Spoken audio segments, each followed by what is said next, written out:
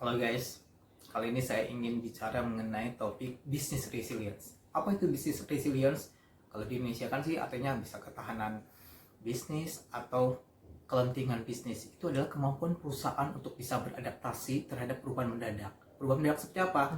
Ya seperti krisis, seperti pada saat ada COVID-19 seperti saat ini, dan bagaimana perusahaan itu bisa bangkit, bisa pulih ketika krisis itu selesai. Sebenarnya ada tahapan-tahapan yang atau strategi yang bisa kita lakukan, yaitu pada saat pandemi itu muncul, bagaimana kita melakukan resolve, bagaimana kita melakukan quick action untuk bisa mengatasi persoalan-persoalan yang ada. Kemudian yang kedua adalah bagaimana perusahaan itu bisa resilience, bisa bertahan, bisa survive pada kondisi krisis. Cash flow is king, kita selamatkan dulu cash flow-nya.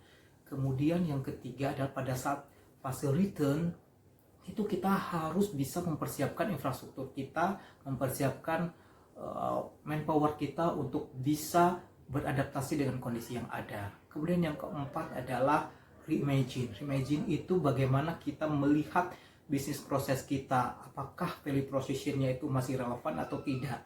Kalau masih relevan tapi kemudian constraint-nya besar, kita fokus pada constraint itu.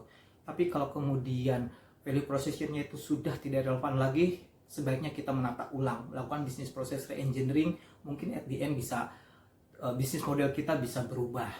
Dan yang terakhir adalah fase reform. Pada saat new normal itu terjadi, ya kita harus siap menjadi the first sprinter. Jadi pada saat krisis kita menjadi the last man standing, yang paling lama bertahan, paling sedikit terkena dampaknya. Nah, jika terjadi new normal, kita yang paling pertama lari cepat. Dan nanti akan ada ulasan dari Bapak Dedy Teja Kumara terkait dengan bisnis resilient ini. Silakan untuk menyimak. Semangat pagi. Kita bisa bertahan, tapi bagaimana kita bisa tetap pulih dan menjadi lebih baik setelah kita menghadapi krisis ini.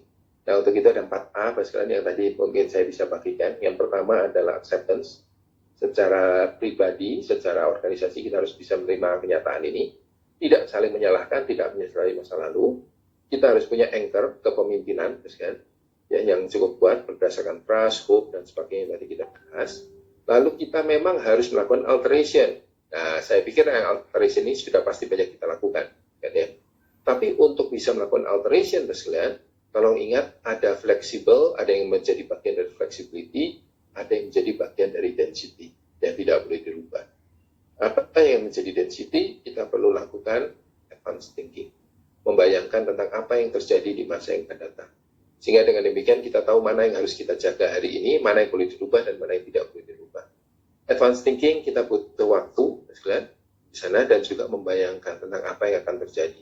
Hari ini kita menggunakan istilah new normal, itu yang tadi saya sampaikan. Nah, 4A ini adalah bagian dari kita sebagai pemimpin dan pelaku bisnis untuk bisa membangun business resilience. Saya pikir itu yang bisa saya simpulkan. Jadi Bapak Ibu peserta LLC ini yang disampaikan oleh Bapak Benny, Pak. Nah, Pak Benny ini menanyakan, Pak, bagaimana strategi perusahaan yang tepat di masa awal pandemi ketika kita harus melakukan quick action, Pak. Ketika kita harus bertahan, tetapi juga mempersiapkan saat kembali ke fase return, fase di mana value proposition tidak lagi relevan, Pak, dan pada masuk ke new normal, Pak. Terima kasih, Pak.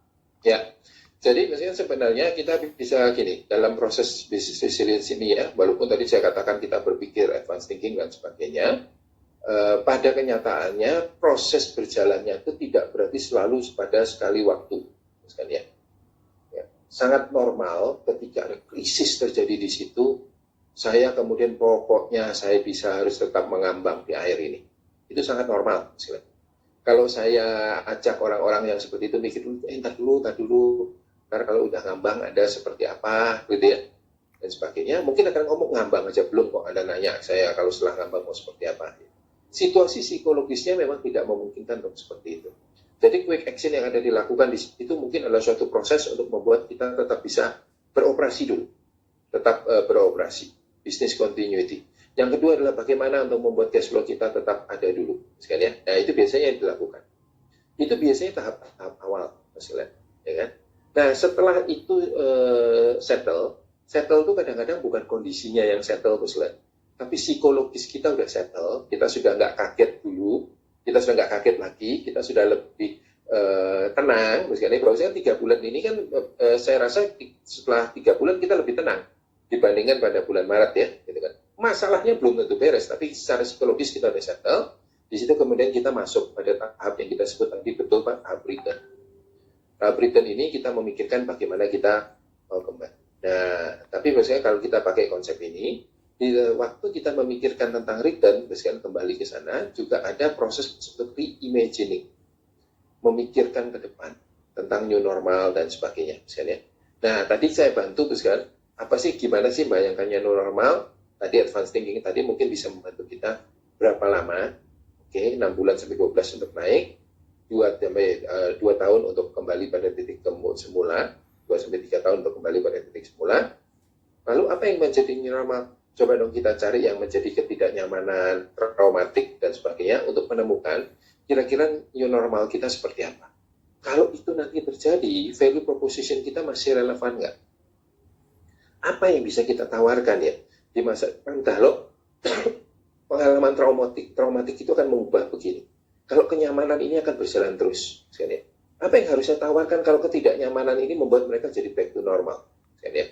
Nah, memang mengandai-andai ya di situ, tapi itulah proses kita untuk